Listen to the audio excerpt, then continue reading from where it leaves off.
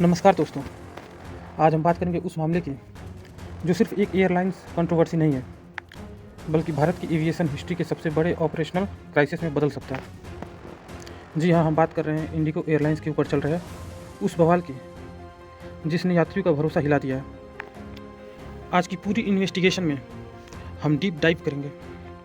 Indigo के अंदर क्या चल रहा है, फ़्लाइट्स डिले की असली वजह क्या है, क्रू क्यों रिज़ाइन कर रहा है, ग्राउंड स्टाफ पर क्या दबाव है, टिकट प्राइस क्यों अनकंट्रोलेबल हो चुके हैं, वायरल झगड़ों के पीछे असली कहानी क्या है, क्या आगे और बड़ा संकट आने वाला है और क्या इंडिगो अपनी गिरती इमेज बचा पाएगा।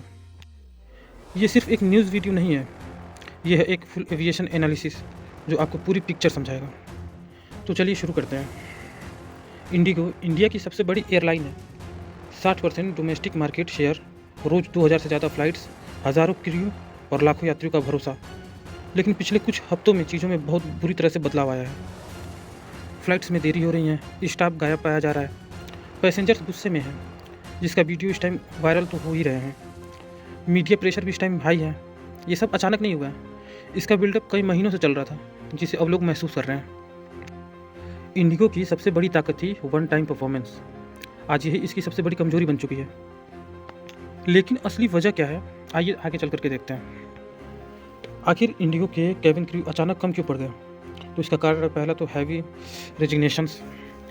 Vistara, Akasa, Air India aggressively hiring कर रहे हैं, सैलरी पैकेज बेहतर दे रहे हैं, ड्यूटी और फ्लेक्सिबल है, जिसका रिजल्ट है कि इंडिगो का ट्रेंड क्रू दूसरे एयरलाइन खींच करके ले जा रहे हैं। दूसरी वजह यह भी है कि बर्नआउट या ओवरवर्क बहुत ज़्यादा लिया जा रहा है। और तीसरा वजह यह है कि इंटरनल डिस्प्यूट बहुत है। कुछ क्रू मेंबर्स का कहना है कि उनकी डिमांड्स मैनेजमेंट सुन नहीं रही थी। और चौथा था मास सिक लीव। ये सेमी स्ट्राइक जैसा था, सारा सिस्टम अचानक धीमा पड़ गया। वहीं इंडिगो फ्लाइट्स को बीच में ज़्यादा रेस्ट नहीं मिल रहा था।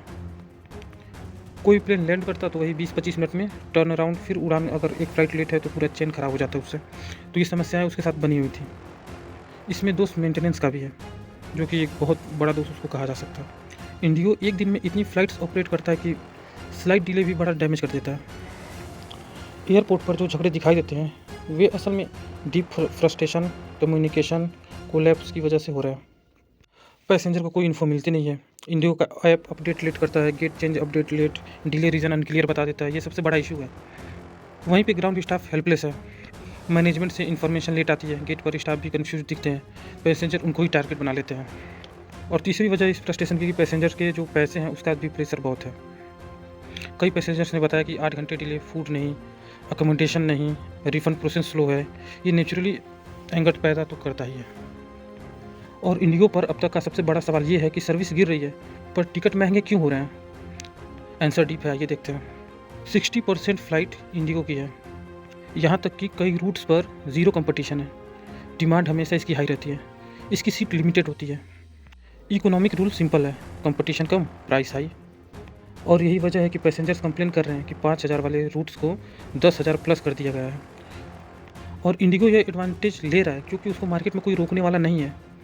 वहीं बैगेज इशू भी बहुत बड़े पैमाने पर हो रहे हैं। बैग्स मिसिंग हैं, सूटकेस टूटे हुए हैं, डिलीवरी स्लो है, कैरोसेल पर लंबी लाइनें हैं। परेशानियाँ कुल मिलाकर के इसीलिए बढ़ रही हैं क्योंकि वहाँ पे ग्राउंड स्टाफ कम है। हैंडलिंग कंपनीज कम हायरिंग कर रही हैं, एयरपोर्ट वर्कलोड बढ़ गया है। वहीं प्रेशर ज़्यादा है। Indigo fastest turn around maintain करना चाहता है, इससे बैगेज हैंडलिंग टीम पर एक्स्ट्रा लोड बढ़ रहा है। वहीं लो कोऑर्डिनेशन की समस्या है। Different handling agencies plus Indigo ground team mismatch हो रही है। मैनेजमेंट एक्सपेंशन चाह रहा है, लेकिन वर्कफोर्स लगातार श्रिंकिंग हो रहा है। कम्युनिकेशन गैप है। एचआर और क्रू दोनों टेंशन में। क्रू कह रहा है वर्कलोड बहुत ज़्यादा है, मैनेजमेंट कह रही है कि ऑपरेशन नॉर्मल है। ये ट्रस्ट ब्रेकडाउन है।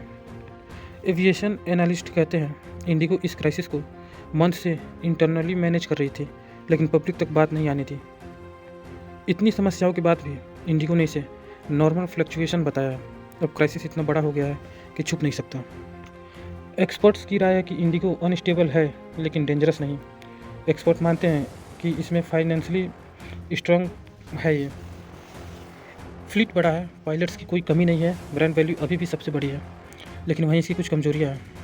Crew exhaustion, operational mismanagement, quick expensive pressure, communication breakdown.